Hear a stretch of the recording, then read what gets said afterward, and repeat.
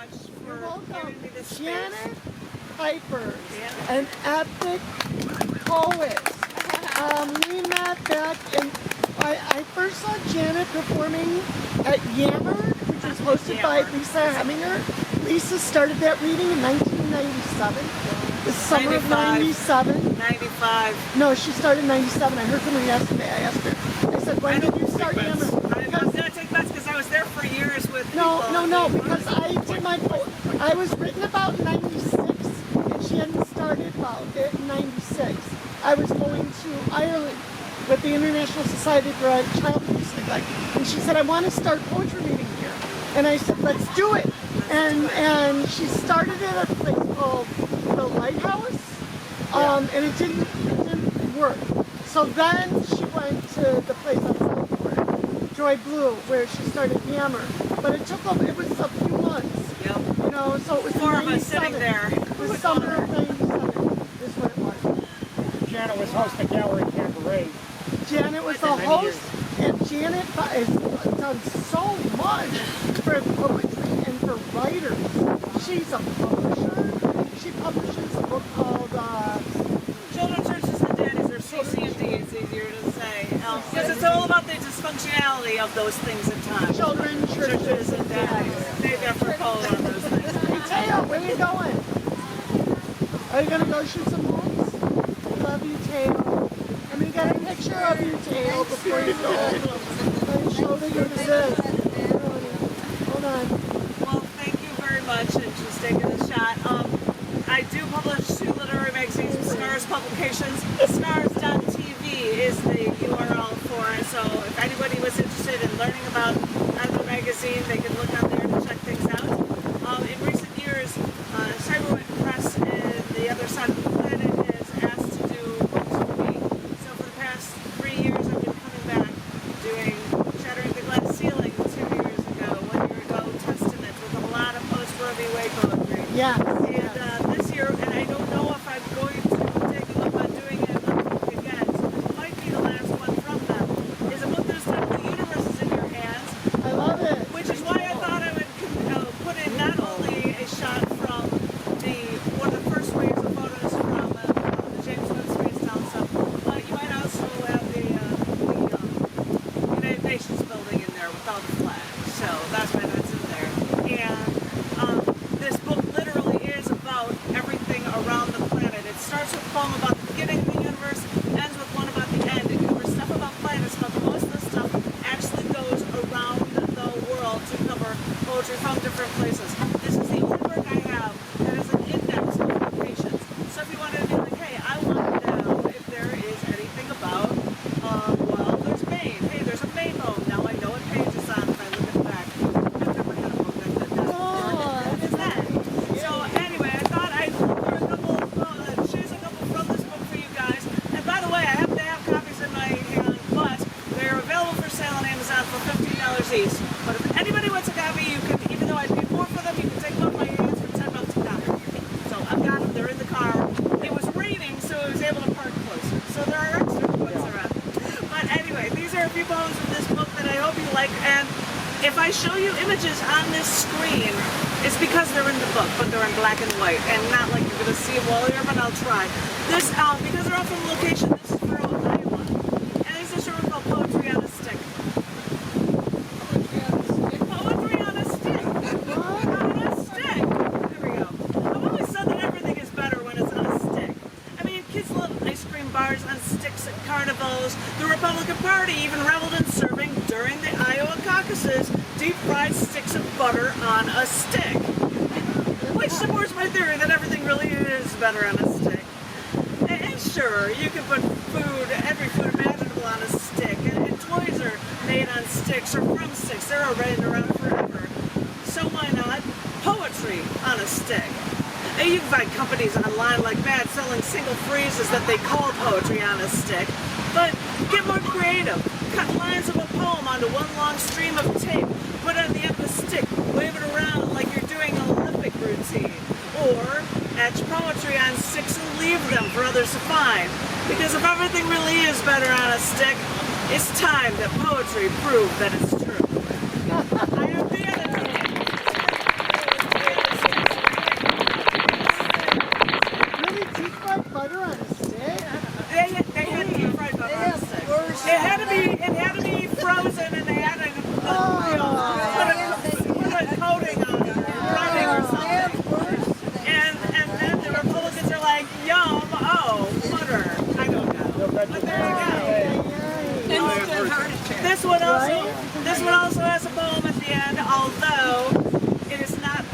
whale in the poem. This was actually for the Pacific Ocean. As I told you, I talk about all around the world. I'm going for the Pacific Ocean, and this one is titled "Uniqueness Finds Love." Pacing inside my walls, I was trapped in this cage after hearing the news of one lonesome whale roaming the Pacific with a 52 hertz mating call, higher than what any other male could hear. Discovered by naval researchers, this one whale pulled on the heartstrings of many generations because we all too painfully know that loneliness and that desperation. Can anyone hear our pleas? Pandemics force us into isolation, which further restricts any chance for connection. Days become years as we are forced into this separation, and we suddenly now connect to this one lonesome whale.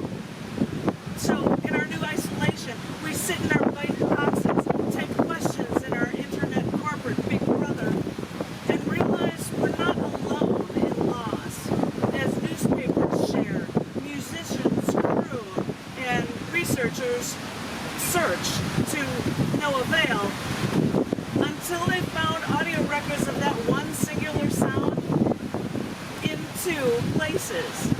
There was another. And without finding the whale, they instead found hope, because no matter who you are, no one is truly alone.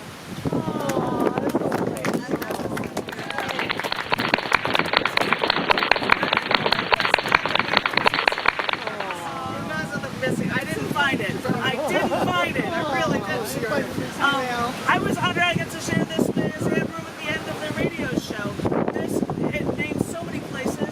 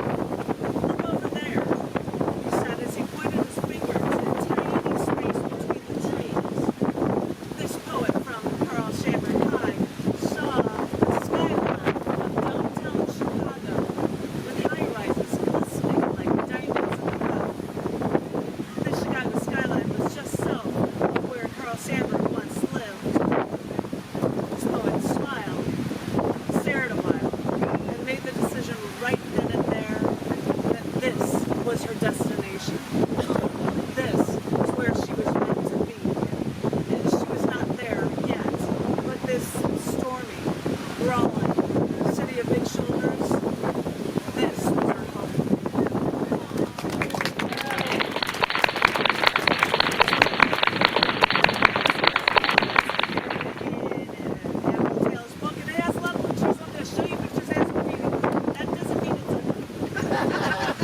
Paradise Island and Aragon, the Galapagos Islands are in this one, and it is titled Choices We Make.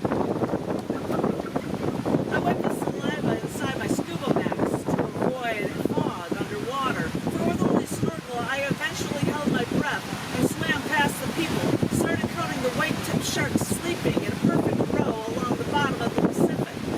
1, 2, 3, 8, 9, 10, 28, 29, 30. I stopped counting as my swim mates feared for me, swimming with so many sharks. But my only fear was for their safety, from the infringement of mankind. And after stepping over into the water at the then desolate Paradise Island, baby sharks and barracuda swarmed my feet. I rescued fish, otherwise caught for food, and rescued cats that were from violently abusive homes, because I proudly choose life. Yeah, I proudly choose life. For the orcas and the humpback whales, whose families swam to Deception Island's World War II bases, to sea lions rushing past me in the Pacific near the mess of iguana carcasses in the Army's ultra bases, to buffaloes segregated by electric fences, to the mass farmed animals mankind slaughters when they choose to consume death. Because faced with death, I choose life. There was a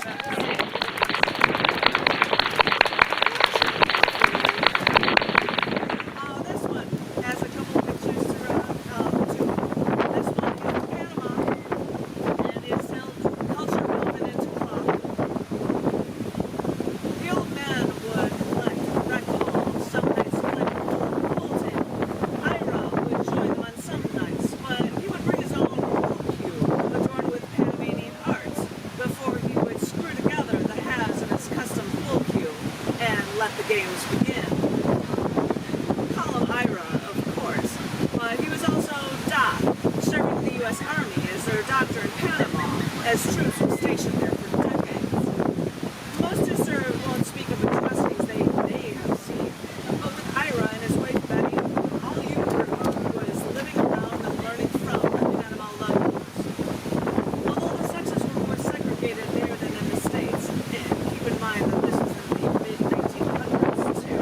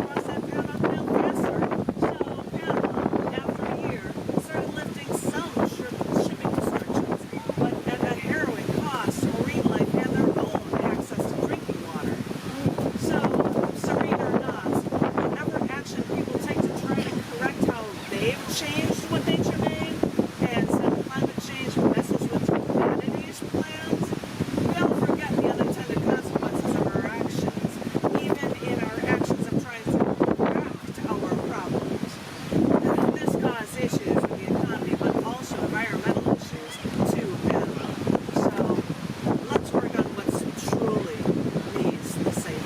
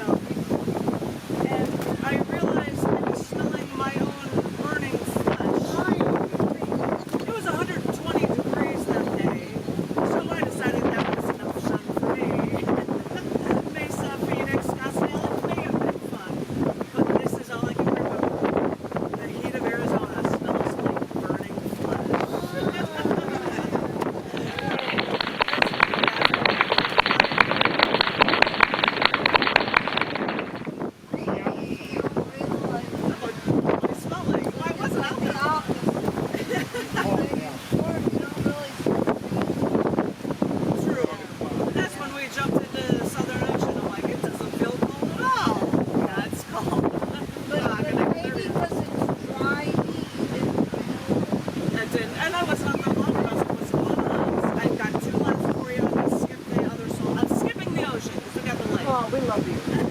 This one is for Hawaii, and it's called On a Mission for This Reprieve.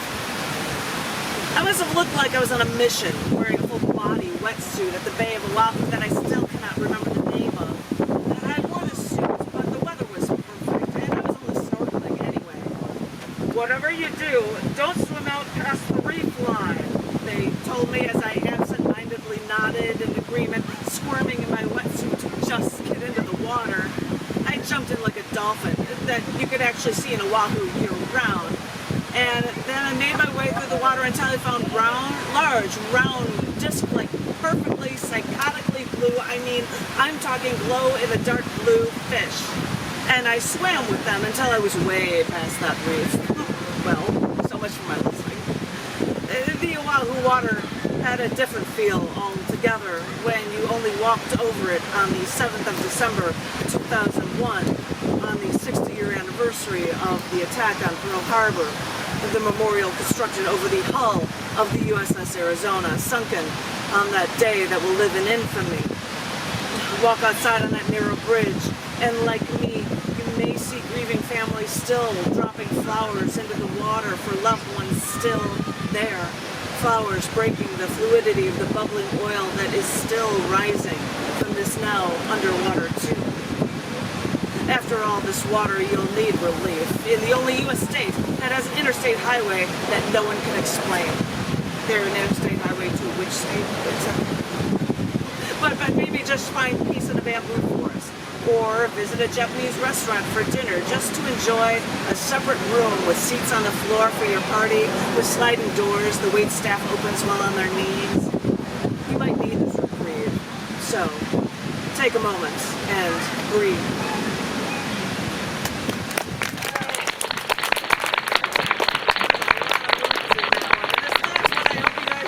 It covers all sorts of stuff. This one is titled Original Snowbirds. This is for Hawaii and Alaska. I'd like to tell you a story about a bird. It's fair to say that this is the original snowbird. In Hawaii, the kalea is a Pacific golden plover. These foraging birds hang out in Hawaii until the spring, where they fatten up for their over 2,000-mile non-stop flight to Alaska. They have no waterproofing on their feathers, so they don't rest or fly for 3 days straight. And fossils found on Oahu even reveal that these plovers have done this 120,000 years. Because in the spring they fly up north, and these birds spend 3 months in Alaska. They reclaim last year's breeding grounds and incubate eggs, hatching in 25 days. Mama and daddy bird leave the nest just after the last bird hatches, and predators like foxes, jaegers, and caribou force the chicks to leave the nest. In barely a month, these chicks can then fly come August, which is when the parents then leave. Because now, these adult plovers, they eat like mad. They gain 50% of their body fat, so they have the fuel for their 3-day flight over 2,000 miles to their Hawaiian home. Yeah, you heard me right. Every spring, these Pacific little plovers, after bulking up, make a 3-day non-stop flight up north and lose 50% of their body mass doing it. And right after their chicks are ready to fly and they've bulked up enough once more, they leave their babies to fend for themselves. Because these little ones can't make the flight. They don't have the bulk to make the trip. And they never even learn how to navigate with the Alaska summers. They've never even seen stars or even a night sky at all until they fly south. It is maybe the baby plovers use Earth's magnetic field because it's a miracle when they do reach Hawaii. But I've been told that when they return, they arrive in Hawaii at the exact same spot year after year for up to 20 years and annually are welcomed by the natives. We think we understand the seasons, but in Hawaii, they mark the seasons by the coming and going of the kalea, the Hawaiian word that mimics the sounds of the Pacific golden plovers, the parents and their babies, because they mark the passage of time.